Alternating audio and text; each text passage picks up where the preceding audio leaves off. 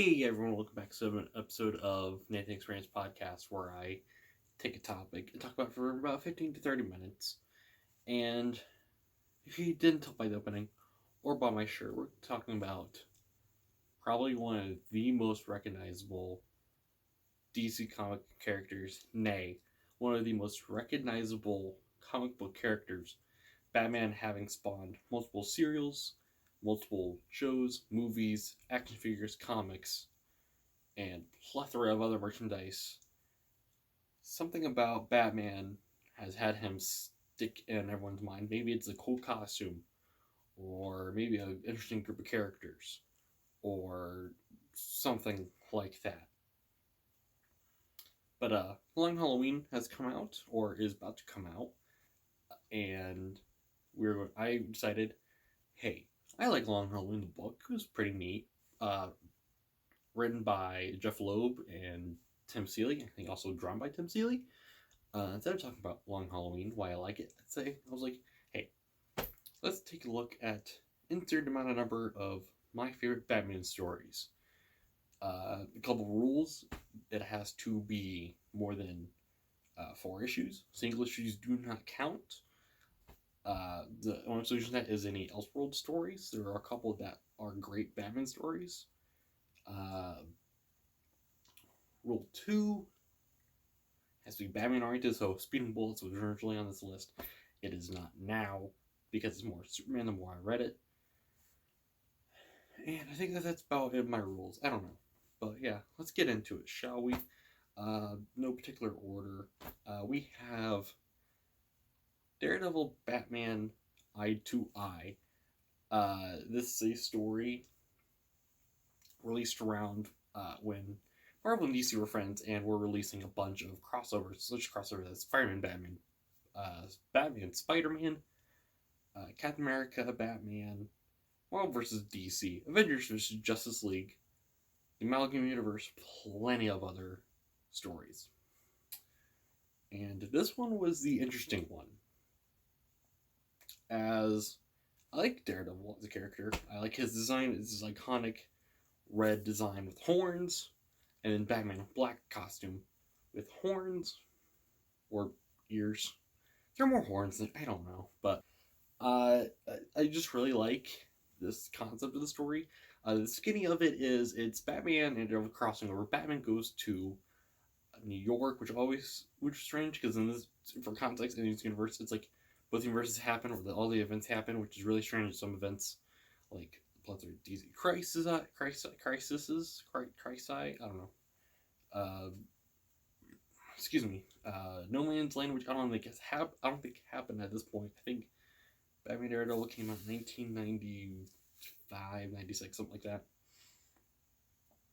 Uh, just Maximum Carnage, all these other stories where you think more characters get involved.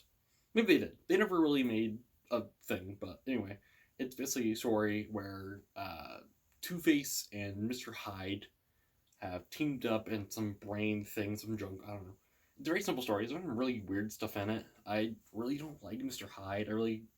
They could have cut him out, just done Two-Face. It could have been a simple robbery. Maybe Two-Face went to New York and been in Gotham. But I do like the kind of retcon they put in here where that Two-Face and Two-Face identity of Harvey Dent before becoming Two-Face, and Matt Murdock, aka Daredevil. If you don't know who that Daredevil was, he's Matt Murdock, attorney at law. Had gone to law school together, and they kind of became friends. And at some point, for some reason, they didn't meet Batman or they didn't Bruce Wayne. Harvey never mentioned it. But I think that all got where they were friends as kids got retconned later, and that's where I think it shows up later on the list. But I like that thing. There's some cool fight scenes. I like the Batman Daredevil fight. People are like, oh, I'm tired of everyone fighting. It's every story. The heroes fight the other hero. This one, it makes sense as Batman and Daredevil both have an ego and a self-righteous judgment that has been with the character for a while and just really works. It makes sense they would fight.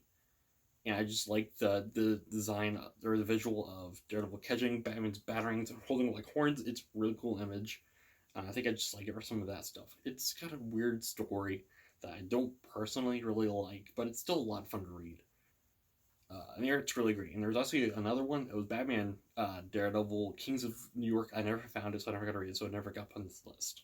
Man, Captain America. It came out around the same time that uh, Daredevil Batman came out, and what's on the other side of why I like this crossover, or especially this one, it's set in like the 40s. It's 40s Batman. He doesn't use guns in this one, but he's takes that 40s, but also marries some of the modern stuff.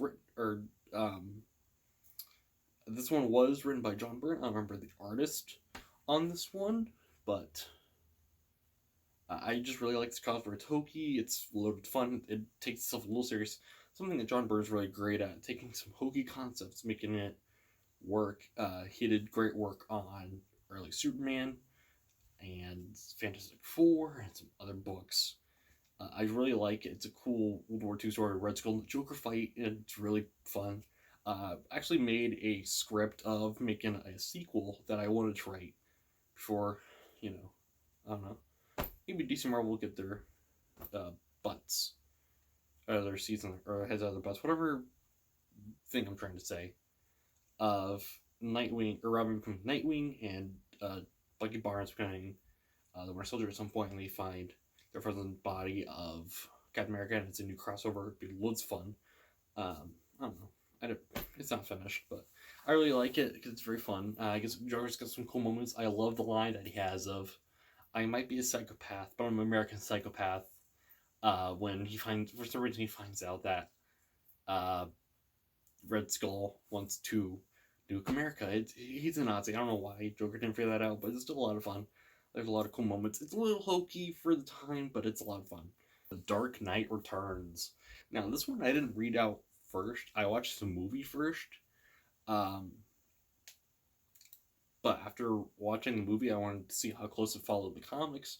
I love the art. So I like Frank Miller, especially right when he's writing at this point, already having done year one, then doing the, I think he did. Yeah, I think he did year one and then this, or is it reversed? But I like the art style. It's a cool story of a Batman who's been broken. Now he's built himself back up. Now having to take on a Gotham who needs a hero. I need a hero. But it's a little fun. I really like it. There's some stuff I wish the movie cut out, like the neo-Nazi and the fat Catwoman. I like the Joker thing. I just like it's the mutant gang. I love that scene. I love the line of, "This isn't a muddle, it's an operating table, and I'm the surgeon." My perfect RoboCop impersonation. Peter Weller. It's a lot of fun. I like it. I like some of the messages. There's a lot of cool Frank Millerisms that sadly kind of have been used a lot, so it's a little trite, but I really like it. It's a lot up for the character. Sully has been kind of misinterpreted by some other writers, but still is a load of fun. And Year 3 and Batman and the Lonely Place of Dying. These two stories I'm putting together as these are actually some of my first Batman comics. I read all of Death in the Family and Olympus of Dying all in one trade. It was at the library, and I really liked it. It was my first introduction to Tim Drake, who I really liked as Robin. I love the art in it. It's really great. I think this is Jim Starlin. I don't recall who wrote One Place of Dying. Batman Year 3 is different for me, but they both go together because they both gave me appreciation for Robin and legacy characters. As Batman Year 3 is essentially the introduction in this new continuity of Dick Grayson, and was interpreted into Batman the Animated Series with the episodes Robin's Reckoning Parts 1 and 2, where he fights Tony Zuko, the person who killed his parents. And I just like that Batman kind of not wanting to create another him, but someone better. I just really like that Batman's not this stone cold machine. He's sympathetic, but maybe it doesn't go through the whole right way. And then you have Lonely Place of Dying, where it's him going berserk after Jason Todd's death, and Nightwing being there, Dick Grayson Nightwing, former Robin being there, trying to help his mentor and father figure, and the introduction of Tim Drake. And I like the dichotomy of Nightwing, Batman, and Robin. I like the three whenever they're there. I love Tim Drake. Sadly, he's been kind of missing from the comics, and I was really sad when Young Justice came. They're both great stories. I think they're perfect and they stand on their own, and I really can't wait to see when they get made into movies. Well, Batman Year 3 I already got with One Place of Batman Year 3. So this one's kind of a cheat, and that is Batman TMT 1 through 3 in Batman animated series, or Batman TMT in the animated adventures. Lumping these 4 stories together as they don't change much, but they're still a lot of fun. I love the first Batman Ninja Turtles crossover. I got a movie, it's a little different, but it's still I love the art in it.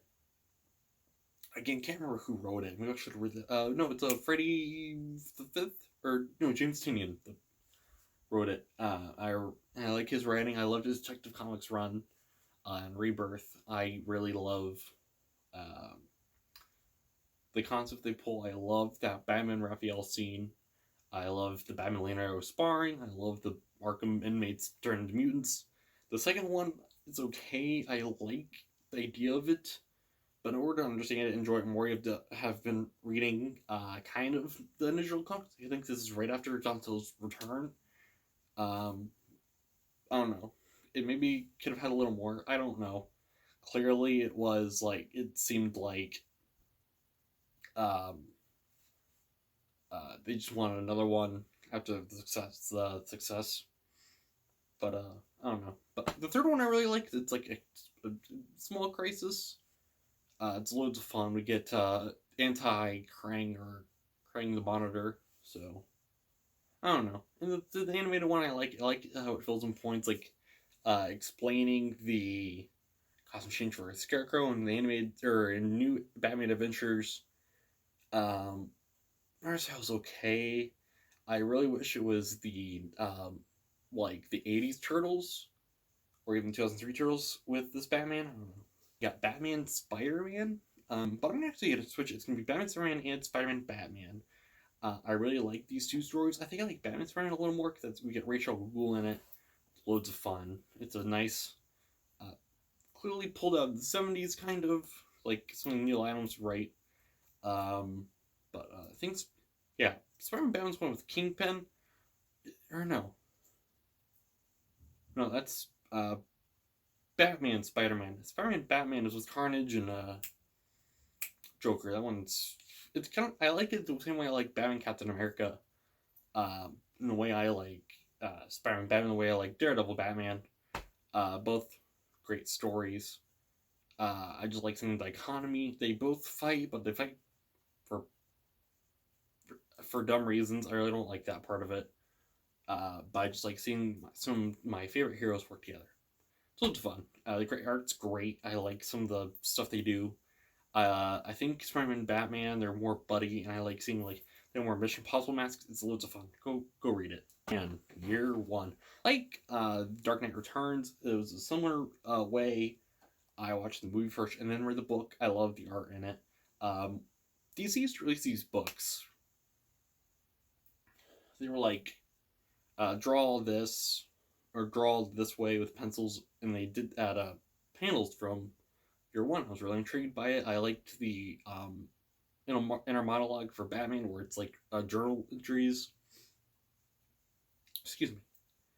And I just really like how it's drawn. I like some stuff. I don't like the change to Catwoman where they made her a dominatrix. I really don't like that one. But I like the introduction to Gordon, and he had a threat gang similar to a Joker with whatever the lieutenant's name is, whatever the dirtbag's name was. I really like that.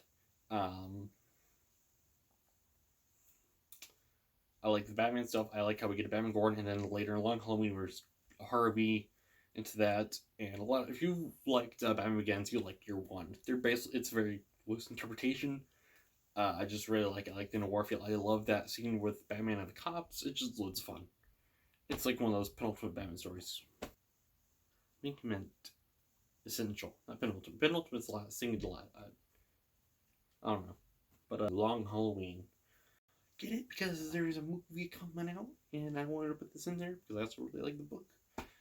Like I said, written by Tim Seeley and Jeff Loeb, and drawn by Tim Seeley. It's set sometime after year one, but before year three, but not before year two. If you want to recognize that story, it's I like how the format it takes of being from one Halloween to the next, and I really like the art style of some of the characters. I like the monochromatic colors. I like how they introduce the mob into it. That yeah, something like you can't just take the mob out like a day or a week. It's gonna take time, and then you pick them out, and then you introduce the Holiday Killer, and it's Two Face. It's a great story. I don't really like the I like the idea of the Holiday Killer, and then it should have just been Two Face, or just cut the Holiday Killer out completely, and just did Two Face. I think Long Halloween was done great in Dark Knight and in Batman Animated Series, kind of with that action of Two Face. It's interesting why they did it there. I can't wait to see what the movie turns out. Plus, I can see Jensen Ackles as Batman as he played Red Hood before. So, Batman: The Doom That Came to Gotham. This is a Elseworld story, and it's the first one on the list, I think. I think this is by Great Hellboy. I don't remember his name, but he wrote it and drew it, and it's really great. It's a put Batman in the 20s, and it's you introduce some main villain Ra's al Ghul, and there's some uh, like Eldritch threat into it. Excuse me. I really like that. And it kind of fits with Ra's al Ghul as the back then. They kind of were making him more of like an eco-terrorist. And I like that all the Batman villains are tied into it, and that he had to become like this freaking nature to stop it.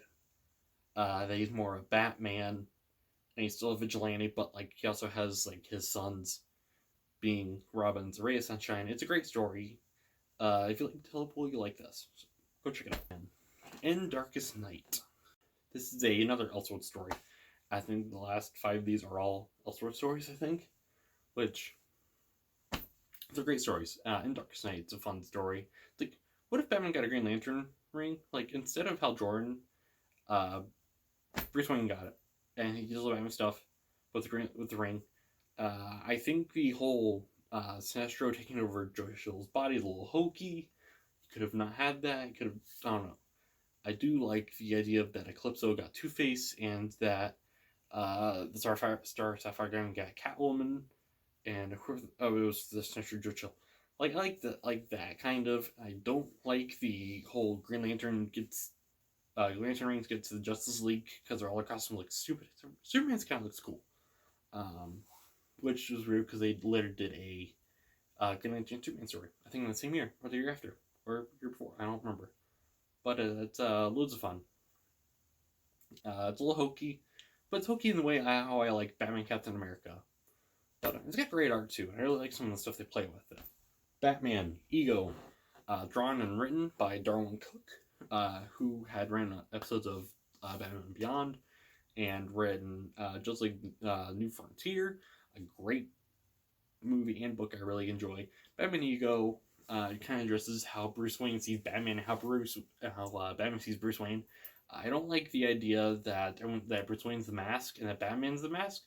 I think that they are both sides of the same coin, and sometimes you can't tell the difference. And I like how we get to see that, and just that the concepts of Batman have always been Bruce Wayne, and just the death of his parents just loosened the lid a little bit, and everything got to break free.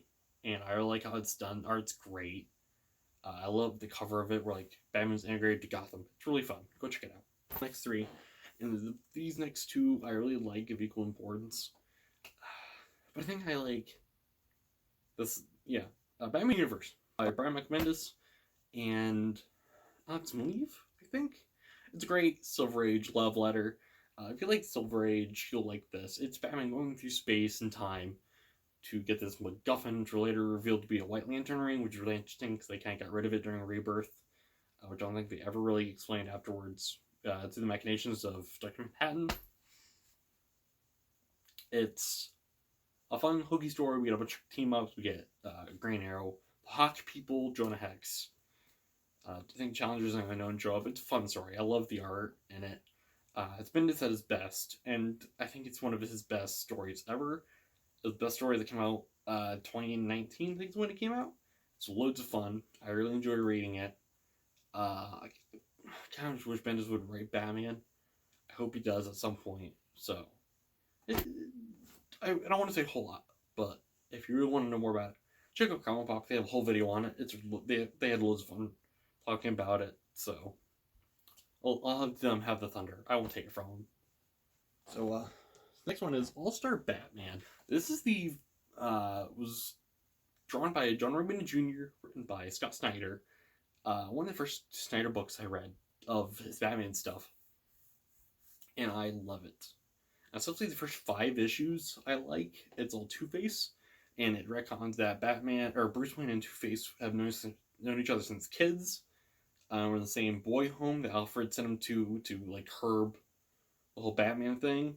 And I like, you say, well, they didn't know each other in Long Halloween. How dare you? Well, they saw each other as kids. Years passed. Maybe they became estranged. We don't know. You're one in Long Halloween or Flex in the New 52. So, what do you? I love the art in it. It's not the best Romita, but it's decent. I like we get to see a bunch of stuff we get, like the Court of Owls and Copperhead, a bunch of other characters that you didn't get to see in Batman. It's loads of fun. It's a road trip. Batman gets to go all Batman out. It's loads of fun. So go check it out.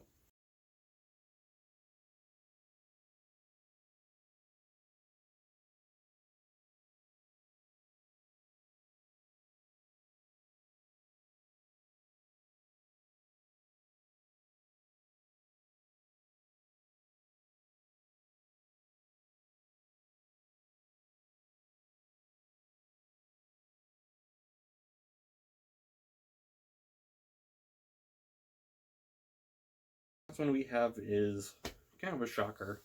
Is Batman Predator. I gotta show my Predator figure where I put it.